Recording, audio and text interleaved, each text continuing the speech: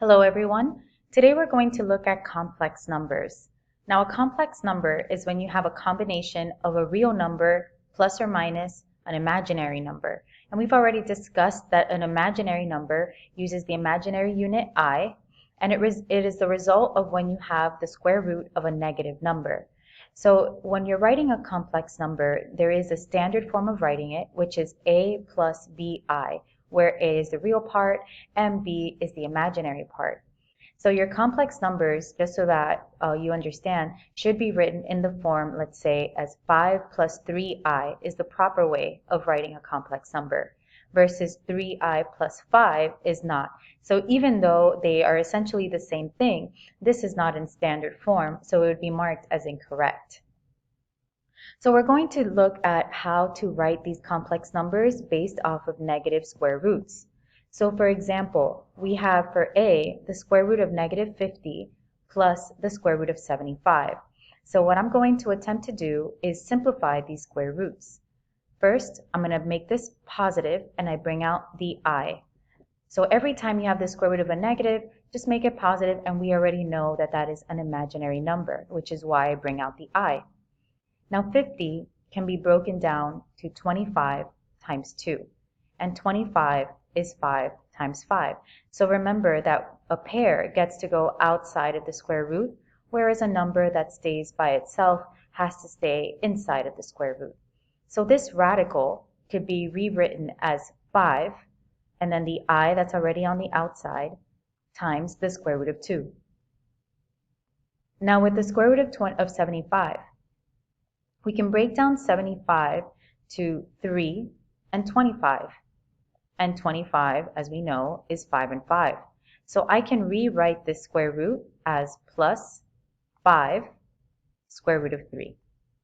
Now this is my complex number. However, remember that the imaginary part must come second. So we would rewrite this as 5 square root of 3 plus 5i square root of 2. And this would be the correct format. Now you can choose to leave it like this. You can also write the I at the end. So you can also have written this as 5 square root of 3 plus 5 square root of 2 and then the I. Over here we have 5 minus 2 square root of negative 3 minus 4 plus 3 times the square root of negative 27. So what I'm going to do here, again, just like before, is I'm going to try to simplify these square roots. So I'm going to make this positive and bring out I. Over here, same thing. I make this positive and bring out the I. Now in this one, I can't simplify the square root of 3 because the only two numbers that multiply to give you 3 are 1 and 3. But 27, I can. 27 can be broken down to 9 and 3. And then 9 is 3 and 3. So I can take out a 3, and this 3 will have to stay inside. Now let's rewrite this entire expression with our simplified square roots. And additionally, I'm going to go ahead and distribute this negative into my square root. Into my parentheses here. So we have 5 minus 2i square root of 3 minus 4. And then here we have minus. When I take out the 3, I already have a 3 on the outside. So you would multiply 3 times 3i is 9i, and then square root of 3. And now we combine real and imaginary. We have the 5 minus 4, which is 1, and then negative 2i square root of 3 minus 9i square root of 3. Since these square roots are the same, you just combine the parts on the outside. So negative 2i minus 9i is minus 11i, and then just attach the square root of 3. And this would be my complex number. Let's look at a couple more examples. Here I have 18 plus 27i minus 2 plus the square root of negative 9. Now here I can make this positive and bring out the I, and the square root of 9 is 3. So I can rewrite this expression as 18 plus 27i minus 2 plus 3i, since the square root of 9 is 3. And now I'm going to go ahead and distribute this negative, and that would give me 18 plus 27i minus 2 minus 3i. And now just like before, we're going to combine the real parts. So 18 minus 2 is 16, and the imaginary parts. 27i minus 3i is plus 24i. Moving on to this one here, we have 16 plus 17i minus 8 plus the square root of negative 144. Again, I can make this positive and bring out I, and the square root of 144 is 12. So this right here is equivalent to 12i. So I have the 16 plus 17i minus 8 plus the 12i. And now I would distribute the negative just like I did before. And I have 16 plus 17i minus 8 minus 12i. And now we combine the real with the imaginary. So basically what I'm doing here is just adding and subtracting my complex numbers. And when you do that, you treat I like you would any other variable. So it's just combining like terms. So here my final answer would end up being 8, and then 17i minus 12i is plus 15i. Over here we have this negative on the outside, 17 minus the square root of negative 36 plus 9 plus the square root of 100. So I'm going to rewrite this using the imaginary unit. So this would be minus 17 minus, now again I make this positive and bring out the I, and the square root of 36 is 6. So this is 6i plus 9 plus, and I make this positive, bring out I, and the square root of 100 is 10. So 10i. And now I'm going to distribute this negative.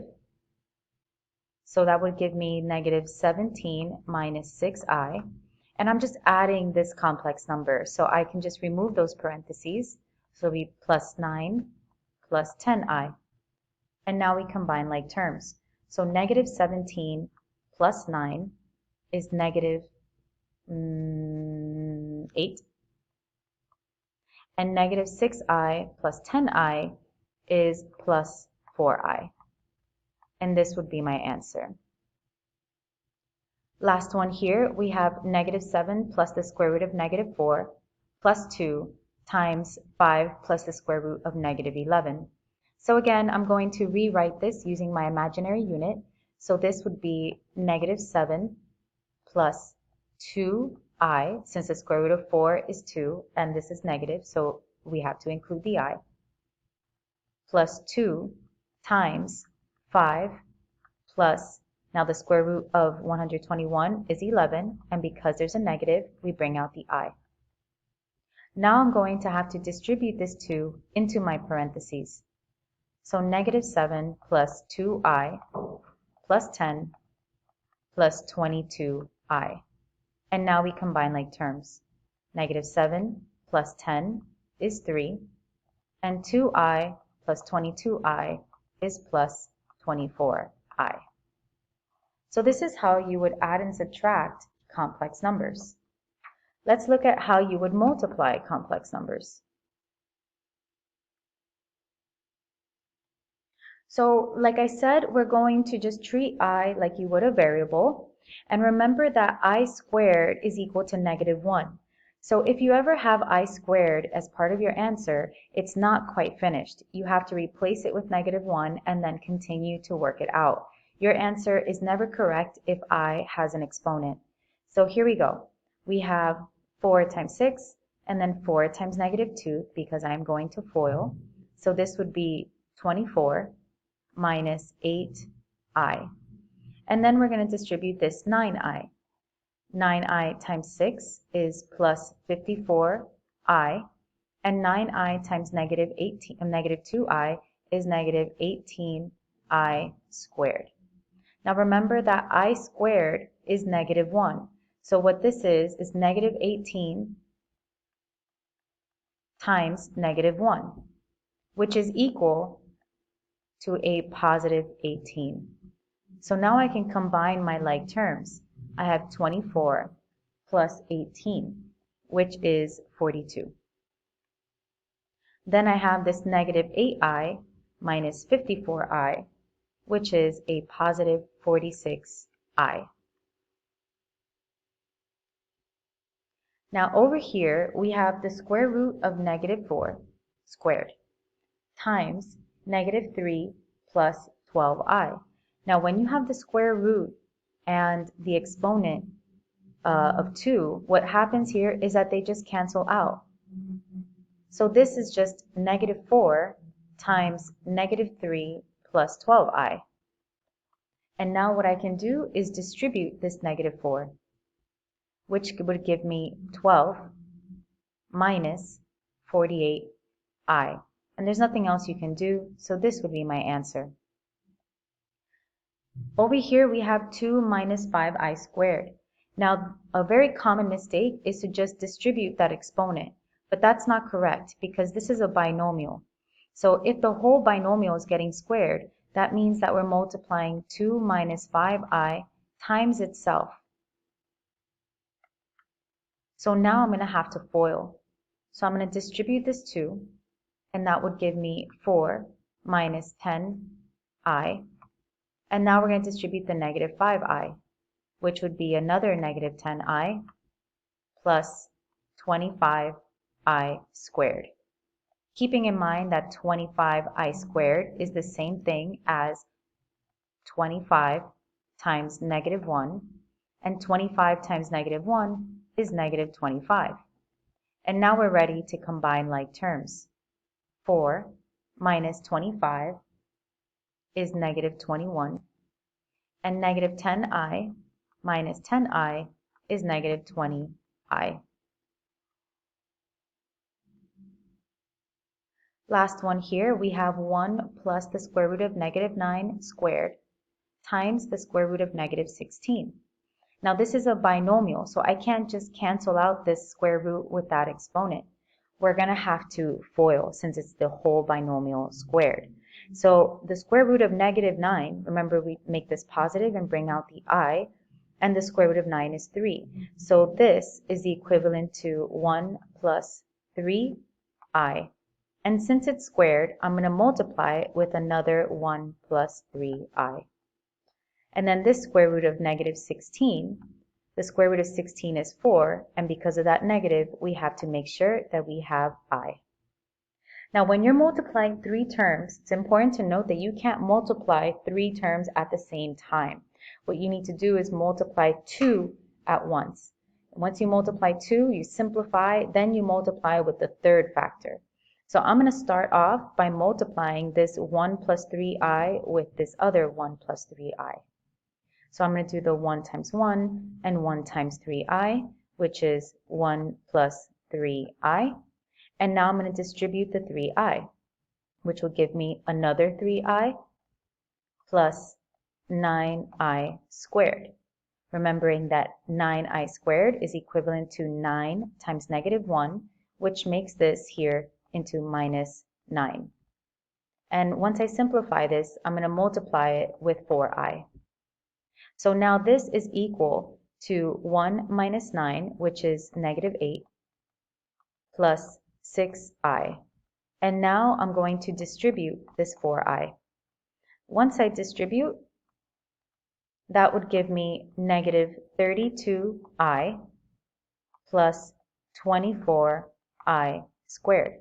Remembering again, I squared is negative 1, so this plus 24i squared becomes minus 24, because 24 times negative 1 is negative 24. And now remember that we must write our answer in standard form for complex numbers, which is the real with the imaginary part after. So I would write my answer as negative 24 minus 32i.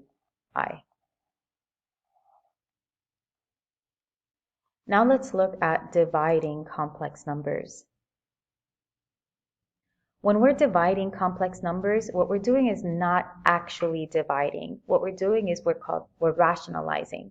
Now, it's called rationalizing because we have a square root in the denominator. And a square root indicates that that number would be irrational. In this case, my number is not necessarily irrational, but it's not real. And think of what fractions represent.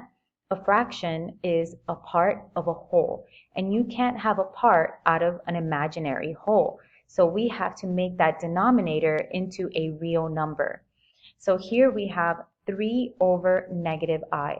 Whenever you have a monomial in the denominator, meaning that the numerator is being divided by one term, and that denominator is an imaginary number, what you do is you're going to multiply by I over I.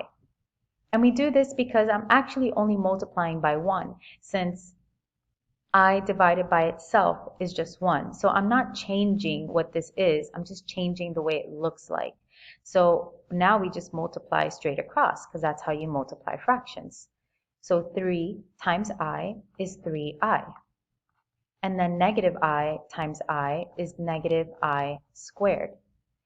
Again, we have to simplify this. So we have 3I over negative, and then I squared is negative 1. A negative times a negative becomes a positive 1. So 3I over 1 is equal to 3I. And now we no longer have I in the denominator. So now we're good to go. Again, in this next problem, we are dividing by a monomial. So I'm going to multiply by I over I.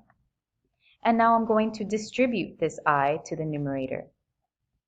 And this would give me 4I minus 2I squared over 2I times I, which is 2I squared. Now we're going to replace this I squared with negative 1. So what I have here is 4I minus 2 times negative 1 makes it a positive 2. And everything is divided by 2 times negative 1, so negative 2. Remember that complex numbers have to be written as a plus bi, meaning I need to have my real number set plus the imaginary number afterwards. It can't all be divided by the same number. So what we do is that we separate our fraction. First, I'm going to rewrite this numerator with the real number first. So 2 plus 4I. And since everything is divided by negative 2, I'm going to put the 2 over negative 2 along with the 4I over negative 2. So this is what I mean by splitting the fraction. And now we can simplify. 2 divided by negative 2 is negative 1. And 4I divided by negative 2 is negative 2I. Last one here, I have negative 3 plus 10I over negative 6I. So again, I'm going to multiply by I over I. I'm going to distribute this I to the numerator, and that would give me negative 3I plus 10I squared over negative 6I squared. Remember, I squared is negative 1. So I can rewrite this as negative 3I minus 10, since 10 times negative 1 is negative 10, over negative 6 times negative 1, which is a positive 6. So just like before, I'm going to go ahead and rewrite this so that it is in standard form. So negative 10 minus 3I, and everything is divided by 6. So I'm going to split my fraction here. And now we simplify each one of these fractions. Negative 10 over 6 can be simplified to negative 5 over 3, since both of these numbers could be divided by 2. And the same thing here. Negative 3 over 6 can be simplified to 1/2. And then you just write the I next to it. That way it is in that standard form, A plus BI.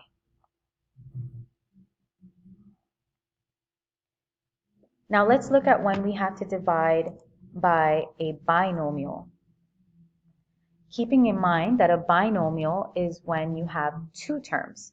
So when you have two terms in the denominator, we can't just multiply I, because you would still have I in the denominator. And that the whole point is to get rid of I from the denominator. So what we have to do instead is we have to multiply both the numerator and the denominator by the conjugate. Now the conjugate of any complex number is when we switch the sign of the middle, sign. So a plus bi would become a minus bi. So as an example here, we have -7 minus 5i. So that means that the conjugate would be -7 plus 5i. We only switch the middle sign, not the one in the front. So here we have 7 plus 4i divided by 2 minus 5i. So I'm going to multiply by the conjugate of the denominator, which the conjugate of the denominator is 2 plus 5i. And you have to do that for both the numerator and the denominator. Now here, because I have a binomial times a binomial, that means that we're going to have to FOIL both the numerator and the denominator. So when we multiply, we get 7. We're going to distribute the 7. So that would give me 14 plus 35i. And now I'm going to distribute the 4, which would be plus 8i plus 20i squared. And this is going to go over 2 times 2, which is 4. 2 times 5i, which is 10i. Negative 5i times 2 is negative 10i. And negative 5 times positive 5i is a negative 25i squared. Now we're going to work this out and simplify. 20i squared is equivalent to 20 times -1, so this becomes a minus 20. Just like down here, we have negative 25 times -1, which makes this into a plus 25. And additionally, we see here that the 10i minus 10i cancel. So that's the reason why we multiply the conjugate. If you multiply correctly, those middle terms will always cancel out, and then you'll have I squared, which becomes a real number. So now in the denominator, all we have is a real number. So let's simplify this numerator. We have 14 minus 20, which is -6, and then 35i plus 8i is plus 43i. Now in the denominator, all we have left is the 4 plus 25, which is 29. Remember that everything is divided by 29. So instead of putting one denominator, I'm going to split it so that way I can clearly see what my real number is and what my imaginary number is. If you can simplify, you would, but we can't simplify this anymore. So this would be my answer. Let's try that one more time. We have 5 minus 2i over -4 plus I. So I'm going to multiply by the conjugate of -4 plus I, which is -4 minus I over -4 minus I. And now, because we're multiplying those binomials, we're going to FOIL. So we're going to distribute this 5, and then we're going to distribute the -2i. And that would give me -20 minus 5i plus 8i plus 2i squared. And this is going to be over. Now I'm going to distribute this -4, and then I'll distribute the I, and that would give me 16 plus 4i minus 4i, and then I times -I is -I squared. And now we simplify this just like we did before. A positive 2 times I squared is 2 times -1, so this becomes -2. And this -I squared is -1 times -1, which becomes +1. And additionally, these 4 i's cancel. So in the numerator, I have -20 minus 2, which is -22. And then -5i plus 8i is plus 3i. And in the denominator, I have 16 plus 1, which is 17. So I could put both of these terms over 17. And this would be my complex number. Now you're going to see, if you're working out with multiple i's and multiplying and such, that you may end up with an exponent that is higher than 2. So what we're going to do here is try to figure out how to simplify our powers of I. So just to show you how we would simplify, I want to show you how there is a pattern to I. I raised to the 0 is just 1, and that's because anything raised to an exponent of 0 is always just 1. I to the first power, we know, is just I, and I squared, we've established, is negative 1. If you were to try to figure out what is I to the third, I to the third is equivalent to I squared times I, and I squared is negative 1. So negative 1 times I is equal to negative I. When you have I to the fourth is equivalent to I to the third times I. We already saw that I to the third is negative I, and when you multiply with another I, you get negative I squared, meaning that we have negative times negative 1, making it a positive 1. So what happens here is that my pattern has reset. I am back to 1. So this is the pattern. We go from 1 to I, to negative 1, to negative I, and then back to 1. So my next I to the fifth would equal to I, if I follow this pattern. I to the sixth is negative 1, and I to the seventh would be negative I. And you can continue this pattern as long as you'd like. However, if I asked you to simplify I to the 502, if you were to continue this pattern, you would just be doing this for a very long time.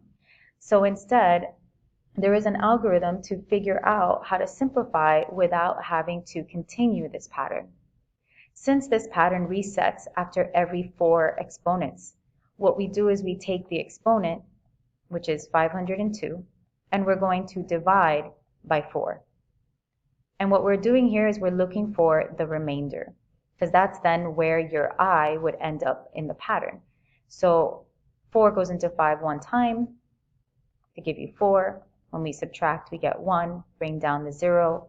4 goes into 10 2 times, which gives me 8. 10 minus 8 is 2. Bring down the 2. 4 goes into 22 5 times to give us 20. And 20 minus 2 is 2. So my remainder is 2. What happens is that the remainder becomes the new exponent for I. So I to the 502 is equal to I squared, which we know I squared is negative 1. So that's how you would simplify I. Let's try that with a couple more. Here we have I raised to the 38. So again, I'm going to take that exponent and I'm going to divide by 4. You're always going to divide by 4. 4 goes into 38 9 times to give us 36. And 38 minus 36 is 2. This is my remainder. This means that I to the 38 is equivalent to I squared, which we know is negative 1.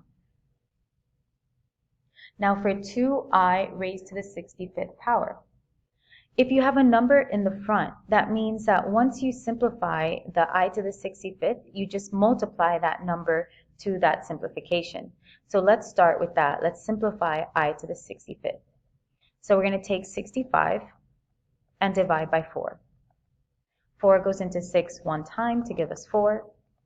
6 minus 4 is 2. Bring down the 5. 4 goes into 25 6 times to give us 24. And so 25 minus 4 is 1. And that is my remainder. So this means that 2I to the 65th power is equivalent to 2I to the first power, which is just equal to 2I. Let's try that with negative 3 raised to the I99. Negative 3 times I to the 99. So again, we take that 99 and we divide by 4. 4 goes into 9 2 times to give us 8. 9 minus 8 is 1. Bring down the 9. 4 goes into 19 4 times to give us 16. And 19 minus 16 is 3. So my remainder here is 3, meaning that negative 3 I to the 99 is equivalent to negative 3I raised to the third. Now I to the third we know is negative I. So negative 3 times negative I gives us a positive 3I. For this last one, we have 4I raised to the 100. So again, we take that exponent and we divide by 4. 4 goes into 10 2 times to give us 8. 10 minus 8 is 2. Bring down the 0. And 4 goes into 20 5 times to give us 20. And here we get no remainder. So what this means is that we have 4I to the 100 is equal to 4I raised to the 0 power. Anything raised to the 0 power, remember, is just 1. So this is 4 times 1, which is simply 4. So if you ever have where I is raised to a number that is divisible by 4, meaning that you have no remainder, that's just always going to be 1. And then you multiply it with whatever's in the front. In this case is 4, so 4. And that's how you simplify powers of I and do different operations with complex numbers.